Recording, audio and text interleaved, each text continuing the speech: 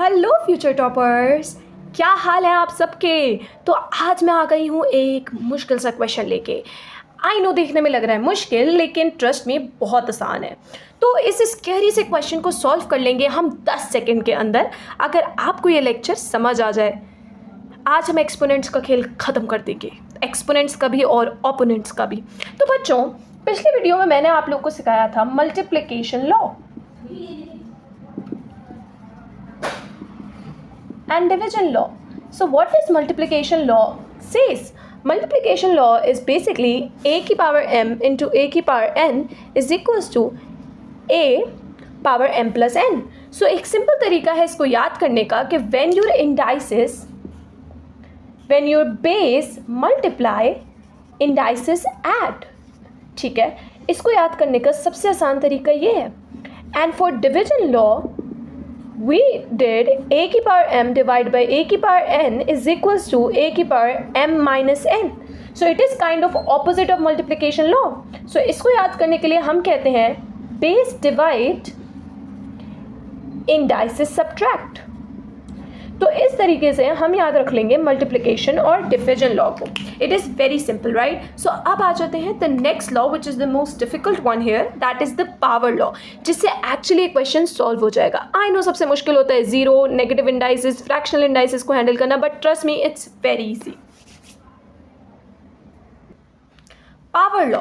Power law क्या होता है? अगर मैं एक जर्नल फॉर्म पावर लॉ की लिखूं तो इट इज़ बेसिकली बेस की power m multiply by n. तो हो क्या रहा है? बेसिकली हमारे पास पावर डबल हो रही है, पावर्स की पावर बढ़ रही है. आप ऐसे समझ लो कि जब 2 या 3 पावर्स एक साथ आ जाती हैं तो उनकी पावर मल्टीप्लाई होकर बहुत ज़्यादा हो जाती है. आसान लफ्ज़ों में I am trying to tell you this, a की power m into n. So this is what happens when there is one base and you have 2 powers here. इसकी एक सिंपल सी एग्जाम्पल हो जाएगी, a की पावर 2 ब्रैकेट के बाहर 3. तो what you do is a 2 3s are 6. This is how you solve it. अगर मैं एक और से सॉल्व करके दिखाऊं, so it is 2 की पावर 3 की पावर 3. तो अगर आप देखो तो पावर्स जो हैं वो बढ़ रही हैं, तो 3 3s are 9. It is very simple. Now एक और मुश्किल सवाल. Similarly, अगर basically we have y की power 2 bracket 3 bracket 4. So how does we solve it? You can see okay, we have a square, we have cube, and we have a power 4.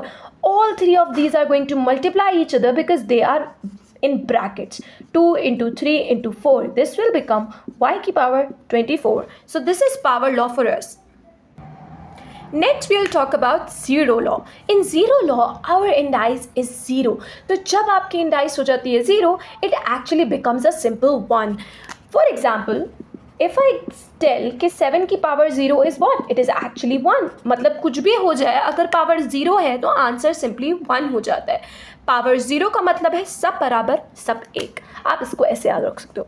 Another example could be if it's written anything is written inside a bracket and there is a power 0, it is simply 1. It is simply 1. So this is zero law for us. I hope it is easy and easily understood. Next we'll talk about negative indices. In negative indices, basically you have a negative sign with the indice. Whenever you have a negative sign with the indice, you always make sure that it goes in the denominator. You always reciprocate it, right? It is इसका simple formula ये है कि जब भी minus हो power में तो you put it नीचे in the denominator. ठीक है, इसकी एक simple example हो जाएगी x की पावर -3. So क्या करूँ इसके साथ?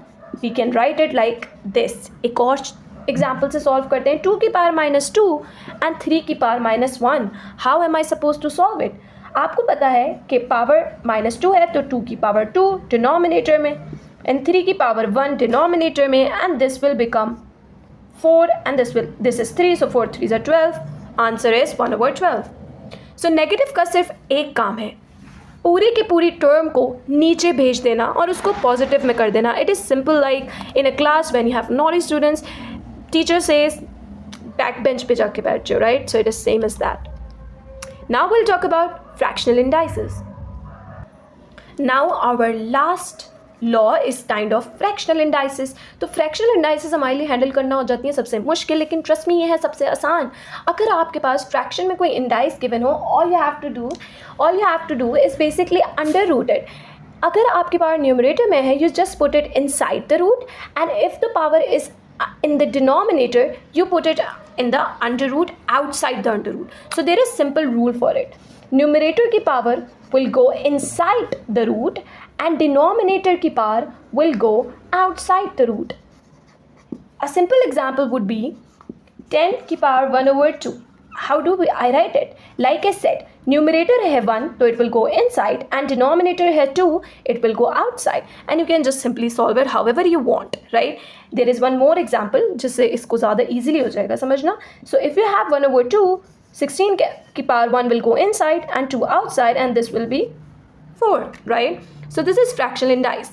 Another example which could be a more tough one would be this.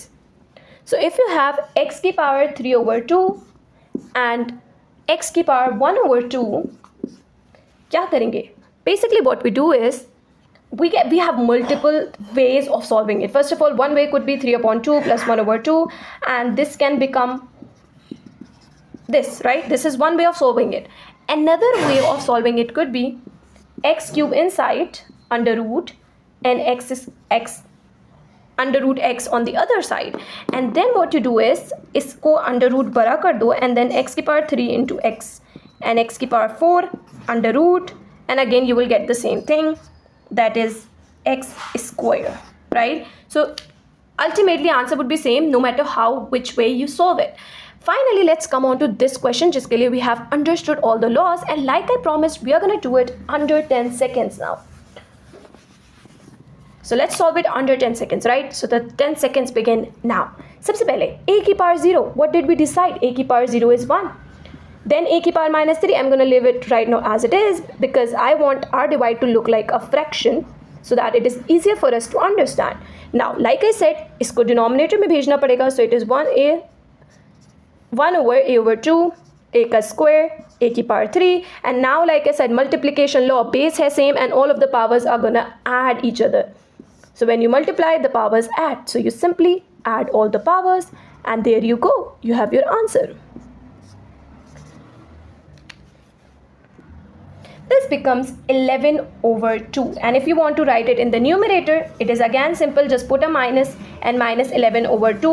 अगर numerator में answer रखना है तो it is this way. अगर denominator में रखना है, numerator में रखना है तो ऐसे, fraction में रखना है तो ऐसे.